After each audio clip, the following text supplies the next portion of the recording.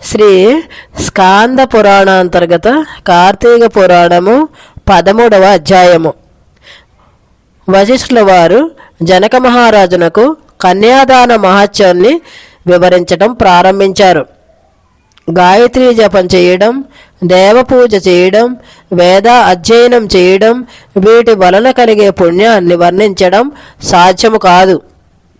కార్తీక మాసంలో దానాలు ఇచ్చి భక్తితో కన్యాదానం చేయించినట్లయితే ఆ విధముగా చేసిన వారికి అన్ని పాపాలు తొలగిపోయి పితృదేవతల యొక్క స్థానాన్ని, బ్రహ్మ పదాన్ని పొందుతారు.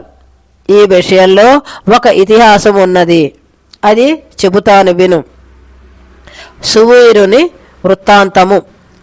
ద్వాపర యుగంలో వంగదేశాన సువీరుడనే పేరు గలవాడు ఒకడుండేవాడు.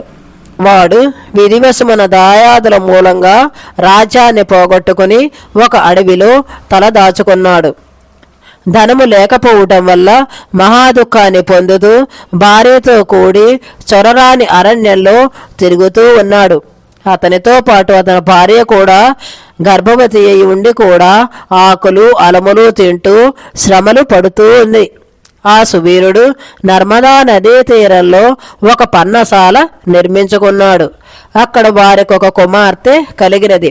సువీరుడు తాను పూర్వం చేసిన పాపాలను తలుచుకుంటూ ఆ బిడ్డను పెంచుతూ ఉన్నాడు.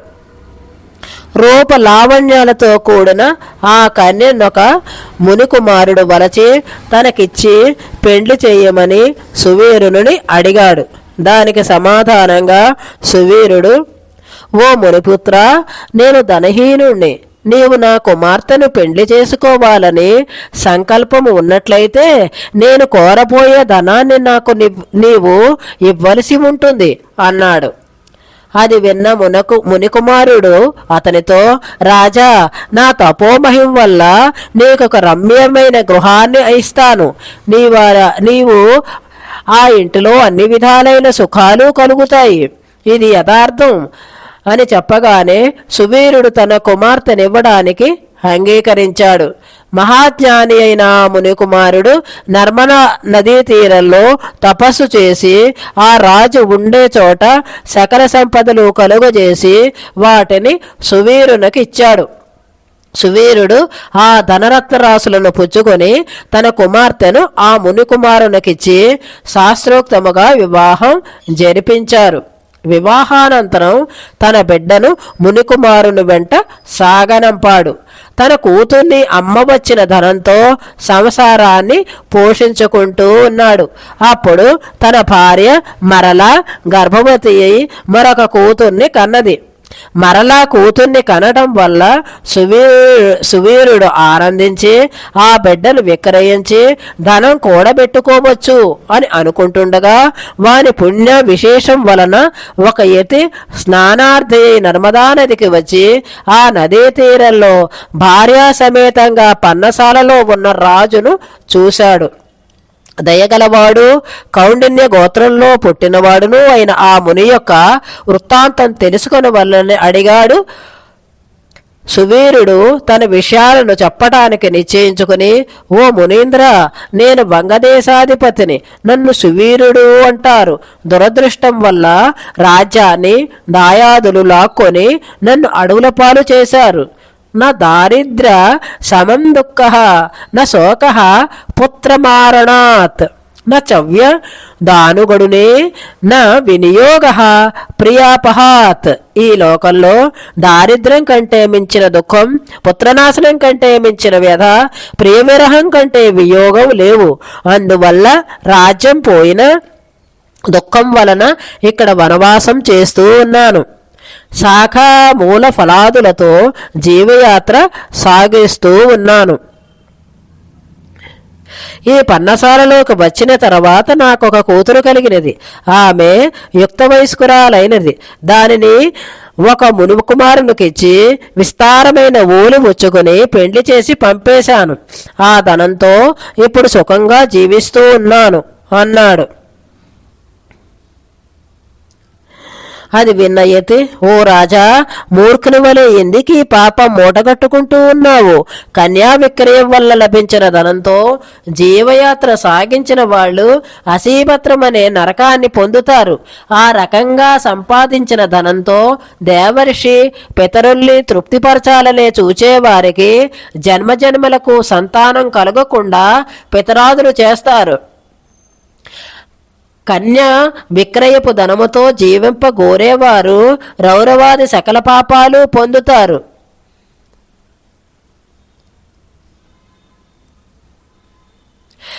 కనుక కార్తీక శుక్ల పక్షములోని రెండవ కూతుర్ని హిరణ్య జలపూర్వకంగా ధర్మశీలుడైన బ్రాహ్మణుకు దానం చెయ్యి.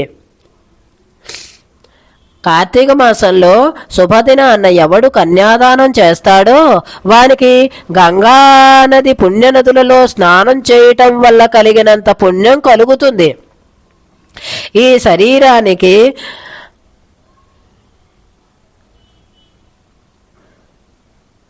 భోగభాగ్యాలు లేకపోవడం వల్ల ప్రయోజనం ఏమిటి?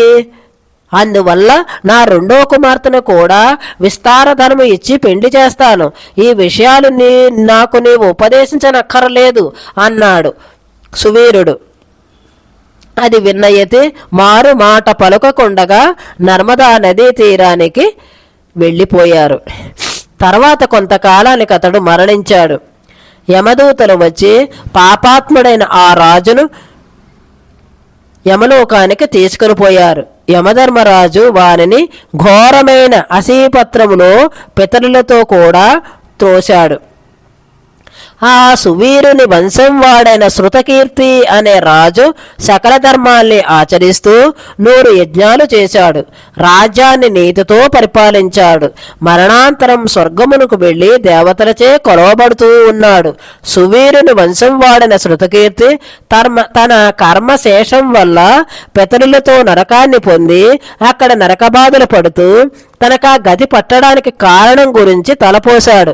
తర్వాత పూర్వపుణ్య మహిమ వలన ధైర్యముతో యమధర్మరాజుతో ఇట్లు పలుకుతూ ఉన్నాడు. ఓ సర్వజ్ఞ, మహాబుద్ధ, ధర్మరాజా, పాపం కొంచెం కూడా లేని నాకు నరకం ఎందుకు కలిగిందో తెలుసుకోవాలని ఉంది.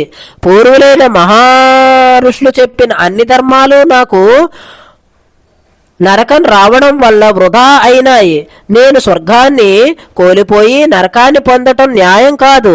ఈ మాటలు విన్నటువంటి యమధర్మరాజు శృతకీర్తితో, ఓ రాజా, మీ వంశస్థులలో ఒకడైన దురాచారవంతుడైన శివీరుడు అనేవాడు కుమార్తెను నమ్ముకున్న ధనంతో ఘనంగా జీవించాడు. ఆ దురాచారాల వల్ల స్వర్గంలో ఉన్న అతని పితరులు కూడా భ్రష్టులైపోయారు. అతని రెండవ కుమార్తె నర్మదా నదీ తీరంలో తల్లి దగ్గర పెరుగుతూ ఉన్నది. నా అనుగ్రహం వల్ల ఈ దేహంతోనే భూలోకానికి వెళ్ళు. అక్కడ అనేక మంది మహర్షులు ఉన్నారు. వారికి సంగతి చెప్పు. ఆ అమ్మాయిని వేదాధ్యయన సంపన్నుడైన ఒక బ్రాహ్మణునికి సాలాంకృత అయిన కన్యను కార్తీక మాసంలో కన్యాదానం చేస్తాడో వాడు అన్ని లోకాలకు అధిపతి అవుతాడు. పుత్రికా విహీనుడైనట్లయితే దాని విలువ ఇవ్వాలి. ఆవును, ఎద్దును కన్యాదానం యొక్క విలువ కలిగినవని అంటారు. అందుచేత ఆవును, ఎద్దును దానం చేసినట్లయితే కన్యాదానం చేసినంత ఫలితం దక్కుతుంది. నీవు బ్రాహ్మణులకు కన్యాదాన మూల్యాన్ని యథావిధిగా దానం చేయి. దీని వలన పితరులంతా సంతోషిస్తారు అన్నాడు. శృతకీర్తి దానిని అంగీకరించి నర్మదా నదీ తీరానికి వచ్చి ఆ రాజకుమార్తెను సర్వభూషణాలంకృతను చేసి కార్తీక మాసములో యథావిధిగా వివాహం జరిపించాడు. ఆ పుణ్య ప్రభావం వలన యమపాశా నుంచి విముక్తి కలిగి స్వర్గాన్ని పొంది సంతోషంగా ఉన్నాడు ఆ శృతకీర్తి. కన్యాదాన మూల్యాన్ని 10 మంది బ్రాహ్మణులకు దానం చేసి ఉండటం వల్ల అతని పితరులంతా తక్షణమే పుణ్యలోకాలు పొందుతారు. కాబట్టి ఎవడు కార్తీక మాసంలో కన్యాదానం చేస్తాడో వాడు బ్రహ్మహత్యాది సకల పాపాల నుండి విముక్తి పొందుతాడు. ఇది శ్రీ స్కాంద పురాణాంతర్గత కార్తీక మహత్యమునందలి 13వ అధ్యాయము సంపూర్ణము.